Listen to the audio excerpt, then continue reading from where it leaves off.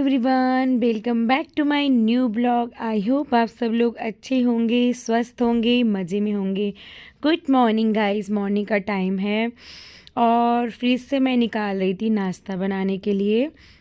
आज मैं बनाऊंगी नाश्ते में साबूदाने के पकोड़े, मतलब जो पकौड़ियाँ बनती हैं गोल गोल टाइप का। और ये साबूदाना की जो टिक्की होती है वो रात को मैंने बनाया था डिनर में, टिक्की और सेवइयाँ बनाया था।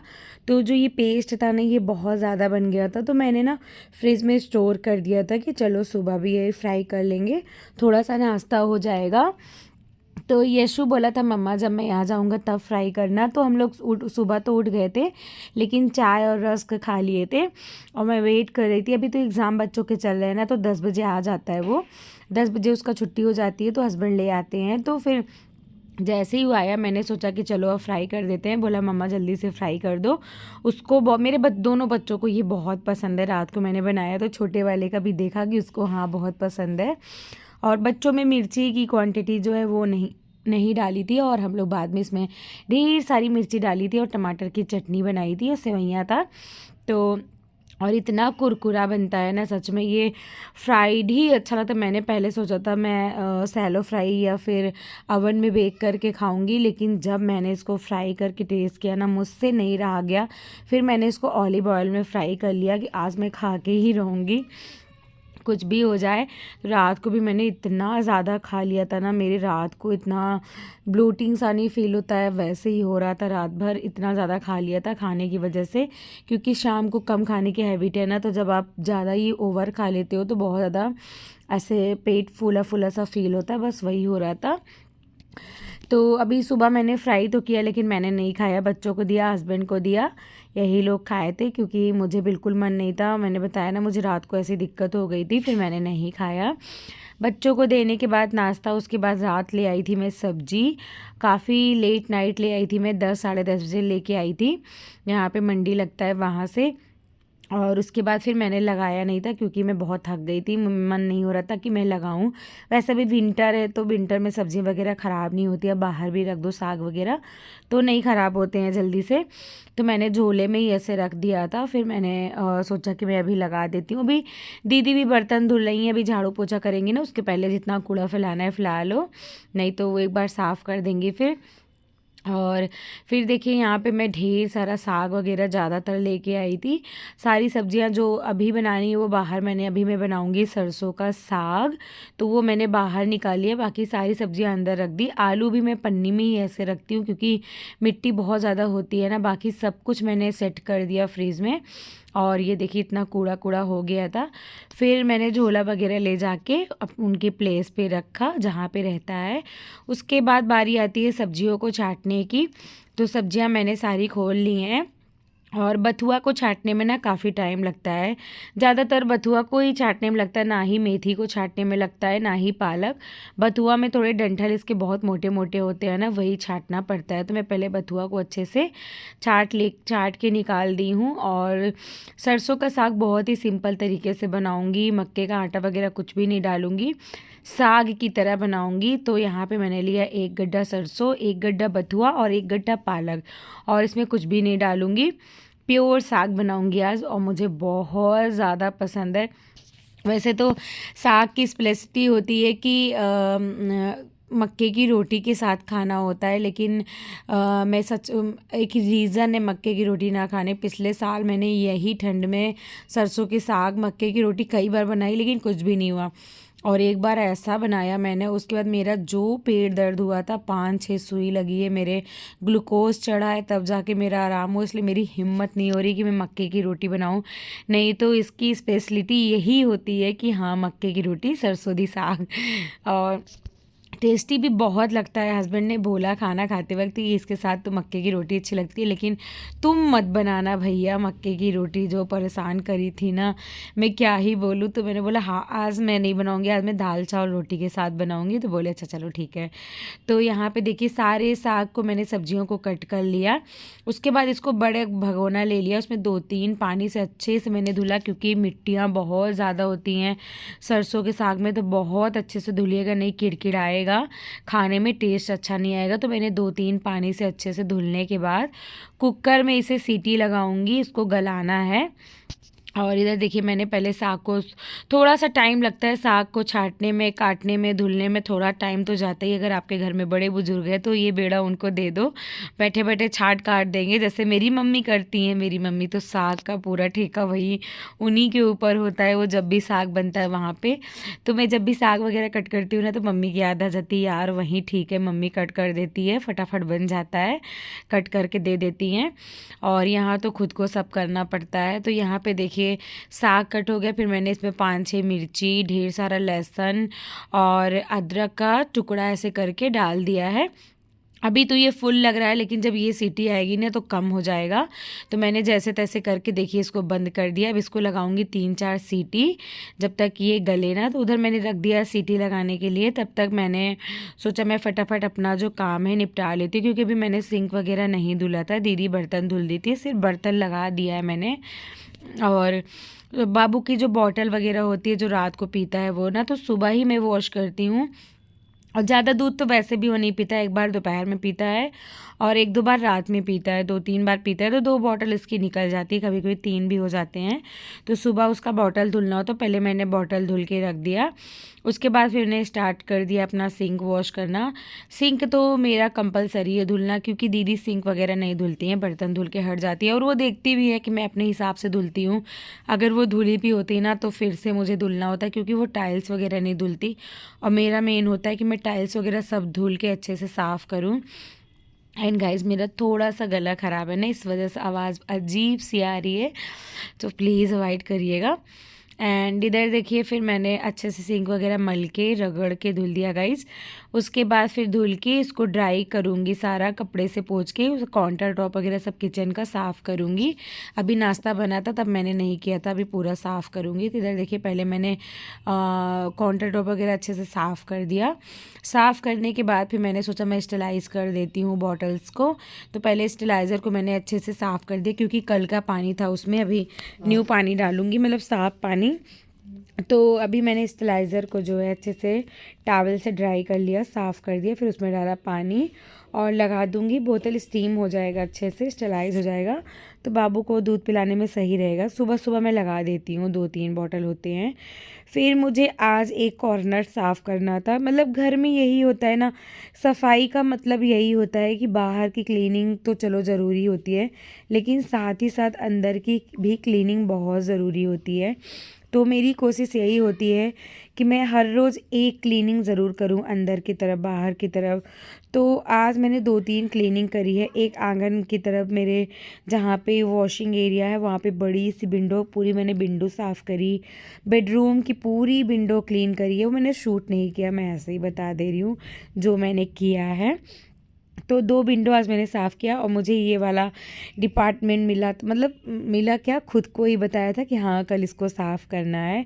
क्योंकि इसमें ना जैसे डिब्बे होते हैं और स्नैक्स के जो आते हैं, हलवा का या सब्ज़ी जब हम ऑर्डर करते हैं तो मिलता है ना, तो मैं धुल कर सारा रख लेती हूँ। तो कभी कदार होता है नहीं, आपके घर में कुछ होता है तो जैसे किसी को देना हुआ कुछ कुछ चीज़ें, तो इसी भर के दे देती हूँ। ज़्यादातर तो दीदी को ही देना होता है, मतलब हेल्पर को हमारी, खाना वगैरह तो उनको ही देती हूँ, तो इसलिए मैं ज़्यादा रखी रहती हूँ। या फिर किसी और को पैकिंग वैकिंग करना हुआ, कहीं जाना हुआ, तो फिर ले जाके, ये ना यूज़ एंड थ्रो होता है, खाओ और फेंको, कोई दिक्कत नहीं होती। टिफ़िन वगैरह दो तो एक लोड होता है कि नहीं घर ले चलना है, घर ले चलना है, ये खाओ फेंक दो, कोई दिक्कत नहीं। बहुत सारे कलेक्ट हो गए थे, तो मुझे उसमें से कुछ सब साफ़ करके, अंदर का एरिया भी गंदा दिख रहा था, फैल गया था, तो मैंने सब सेट कर दिया। जो रखना था रखा, बाकी और कई सारे डिब्बे निकाल के फेंक दिए हैं। कुछ मैंने मिट्टी के जो है वो कुल्हड़ टाइप के रखे थे, वो भी थोड़े ख़राब दिख रहे थे, तो वो सब मैंने फेंक दिया, साफ़ किया। उसके बाद बारी आती है किचन की डस्टिंग करने की। तो ये जो सेल्फ़ लगा है ग्लास का, मैंने दोनों की तरफ का सेल्फ़ साफ़ किया। फ्रिज वगैरह अच्छे से मल के साफ़ कर दिया रगड़ के। और चिमनी तो कंपलसरी है, नीचे की तरफ से गीले कपड़े से करती हूँ, ऊपर से कॉलिन से। और ये नीचे का रैक हर दूसरे दिन मैं करती हूँ, क्योंकि दीदी जब बर्तन धुलती है ना तो पानी बहुत गिराती हैं यार। पानी की वजह से ना फर्नीचर जो ये डोर दिखते हैं ना, इस पे दाग दिखता है और मुझे दाग कहीं पर भी बिल्कुल अच्छा नहीं लगता है। इस वजह से उधर का जो एरिया है जहाँ पे बर्तन धुलती हूँ वो रोज़ मैं साफ़ करती हूँ डेली, चाहे गीले कपड़े से चाहे ड्राई कपड़े से मैं साफ़ करती हूँ। तो किचन की डस्टिंग मैंने अच्छे से कर दी। बाहर ये चेस्ट ऑफ ड्रॉअर रखा है, इसकी भी डस्टिंग मैंने अच्छे से कर दी। जैसे मैंने बताया बेडरूम में विंडो वगैरह सब मैंने क्लीन कर दिया। और हमको आज साफ़ करना है बेड, हटा के ज़रा से झाड़ू पोछा करना है खिसका के, क्योंकि बेड के इर्द गिर्द धूल मिट्टी हो ही जाता है। और जिस घर में छोटे बच्चे होंगे ना, तो बेड के किनारे आपको कुछ कुछ सामान देखने को मिल जाएगा, जैसे कंघी है, पेंसिल, रबर, डाइपर, क्लचर। मेरे काफ़ी सामान बच्चे फेंक देते हैं ऐसे, तो वो सब भी मुझे निकालना था। तो मैंने हस्बैंड से बोला आज खिसकाओ इसको कैसे तैसे करके, झाड़ू पोछा भी हो जाएगा, साफ़ भी हो जाएगा, क्योंकि गंदगी हो गई है। गंदगी से मच्छर ही आते हैं और कुछ नहीं, तो वो भी साफ़ करना है। और बेडरूम की डस्टिंग अच्छे से करी, फिर लिविंग रूम की भी डस्टिंग मैंने अच्छे से करी। लिविंग रूम की डस्टिंग मतलब पहले सोफ़ा कवर वगैरह सही करना, फिर centre table, TV unit, TV वगैरह ना सब अच्छे से क्लीन कर देती हूँ। तो वो सारी चीज़ें मैंने करी साफ़। पूरे घर की डस्टिंग मैंने अच्छे से करी, लेकिन शूट मैंने पूरा नहीं किया। और मुझे आपके साथ रेसिपी शूट करना है साग का, जिस वजह से मैंने सोचा वीडियो बहुत लंबी हो जाएगी, जिस वजह से कुछ चीज़ें रखी हैं। तो आप लोग एंजॉय करिए, आई होप एंजॉय करते होंगे मेरी वीडियोज़ को देख के। बस लाइक और शेयर भी करा करिए गाइस, कमेंट भी करके बताया करिए आपको ब्लॉग कैसे लगते हैं। कमेंट करने से ना पता चलता है कि आपको मेरे ब्लॉग्स अच्छे लग रहे हैं। मैं बहुत मोटिवेट होती हूँ, मुझे बहुत अच्छा लगता है कि आप लोग मतलब अच्छे अच्छे कमेंट्स करते हो, बताते हो कि ब्लॉग्स अच्छे लगते हैं। यार इतनी मेहनत होती है ना ब्लॉग बनाने में, मतलब देखने में तो इजी होता है ना कि हम अपना घर का काम कर रहे वो आपके साथ शेयर करें, लेकिन नहीं, मतलब कैमरे उठा उठा के इधर उधर पे शूट करना और कितनी सारी क्लिप्स कट करके बनाना। जो ब्लॉगिंग में करता होगा वो 100% जानता है, जो नहीं करता उसे लगता है ना यार क्या ही दिखाती हैं, इधर उधर बना। लेकिन बहुत मेहनत जाती है, उतनी देर एडिटिंग करने में जाता है। और 2 बच्चे के साथ इतना सारा काम मैनेज करना मतलब इम्पॉसिबल ही होता है, लेकिन हमारी कड़ी मेहनत से हम पॉसिबल करते हैं। तो आजकल बहुत मेहनत होती है। पहले तो दिन भर काम करना, 2 बजे तक फुर्सत पाती हूँ, बाबू को खाना पीना खिला के फिर 1-1.5 घंटे मुझे एडिटिंग में लग 1 घंटे तो पक्का ही एडिटिंग में लग जाते हैं मुझे। जितनी देर एडिट में लगता है उतनी देर वॉइस ओवर में भी लगता है, तो काफ़ी टाइम जाता है मेरा एडिटिंग में। तो प्लीज़ प्लीज़ प्लीज़ आप लोग सपोर्ट करिए, आपके सपोर्ट और प्यार की बहुत ज़्यादा नीड है मुझे। बहुत कमेंट करके बताइए और सब्सक्राइब करिएगा, बेल आइकन को प्रेस करिएगा, जिससे मेरी वीडियोज़ को सारी नोटिफिकेशन आप तक पहुंच सके। तो इधर देखिए मैंने जो है बेड खिसकवा दिया था इनसे। तो ये बोले कि तुम जाओ खाना बना लो, मैं इधर झाड़ू मार देता हूँ, क्योंकि लेट भी हो रहा है ना, अब इनको शॉप पर भी निकलना है। तो मैं चली आई थी किचन में और इधर देखिए साग जो है गल गया था, साथ ही साथ लहसुन मिर्च अदरक भी गल जाता है। तो मैं इसे क्या कर रही हूँ, ब्लेंडर से इसको ब्लेंड कर रही हूँ, ताकि ये ना पूरा इसका पेस्ट बन जाए। लेकिन इस ब्लेंडर से करने में जो रायता फैला, इतना फैल रहा था ना, इसे इतने छींटे हो रहे थे ना, मैं क्या ही बोलूँ। मैं चारों तरफ देख रही थी, फ्रिज के ऊपर तो नहीं गया, नहीं मैं साफ़ कर देती, ख़राब लगता है। तो फिर जब ये इतना फैल रहा था ना, तो मैंने इसको हटा दिया। मेरे पास एक ब्लेंडर और था, हैंड ब्लेंडर, वो भी था, वो सही था, वो फैलता नहीं था, लेकिन वो ख़राब हो गया। तो मैं ये वाला परचेज़ कर ली, वो वाला लूँगी जल्दी ही। तो उसके बाद फिर मैंने क्या किया, मैंने उसमें जार में डाल के ग्राइंड कर लिया, थोड़ा सा आधा ग्राइंड कर लिया और आधा इसी ब्लेंडर से मैश हो गया था। पूरा ग्राइंड कर लेती तो हलवा हो जाता, लेकिन आधा मैंने किया, जिससे जो साग के चंक्स है वो भी दिखाई दें। तो फटाफट मैंने ग्राइंड कर लिया। अब इसका ना तड़का लगाना बाकी है, अब चलते हैं तड़का लगाते हैं। पहले ढेर सारा प्याज और लहसुन अदरक मिर्च को चॉप कर लेते हैं। मेरे पास इलेक्ट्रिक चॉपर है, थैंक गॉड, बहुत काम इजी हो जाता है इलेक्ट्रिक चॉपर में, डाल के बस फटाफट चॉप हो जाता है। तो यहाँ पे देखिए मैंने 2 बड़े बड़े प्याज लिए हैं। मैंने एक पूरी कली जो होती है लहसुन की वो पूरी छील ली थी, आधा मैंने डाल दिया था कुकर में, आधा इसमें ग्राइंड कर लूँ, मतलब चॉप कर लूँगी। तो प्याज लहसुन मिर्च अदरक का टुकड़ा, थोड़ा सा अदरक पहले भी डाला था, तो अभी बिल्कुल ज़रा सा लिया है, डाल के इसको चॉप करके उसके बाद लगाते हैं तड़का।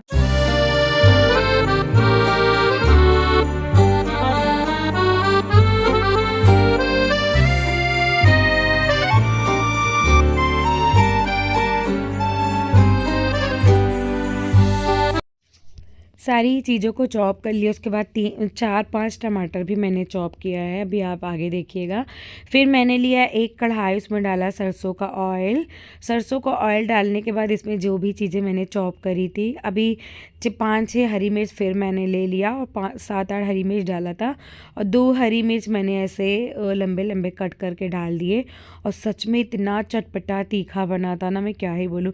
साग जब तक यार तीखा चटपटा ना हो, खाने में मज़ा नहीं आता। हस्बैंड बोले थे थोड़ा सा ज़्यादा तीखा हो गया, लेकिन बना बहुत अच्छा है। मुझे सच बताओ, मैंने एक मिर्ची भी लेके बैठी थी खाना खाने, मुझे नहीं तीखा लग रहा था, मुझे बहुत टेस्टी लग रहा था। साग और चावल खाने में आहा हा, क्या ही कहने हैं। और इधर देखिए फिर मैंने 4-5 टमाटर भी चॉप करे थे अच्छे से। तो इधर देखिए इसको गला लेंगे, डाल देंगे नमक, जिससे फटाफट जो है टमाटर गल जाएगा। कुछ देर इसको भूनेंगे, भूनने के बाद फिर इसमें डाल देंगे साग और सारी चीज़ों को कर लेंगे मिक्स। तो इधर देखिए जो टमाटर है हमारा अच्छे से गल गया। फिर हम इसमें देखिए डाल दिए अपना साग। अभी ये बहुत थोड़ा सा रनी टाइप का आपको दिख रहा होगा, पतला पतला, लेकिन इसको 10 मिनट तक मैं इसको पकाऊंगी।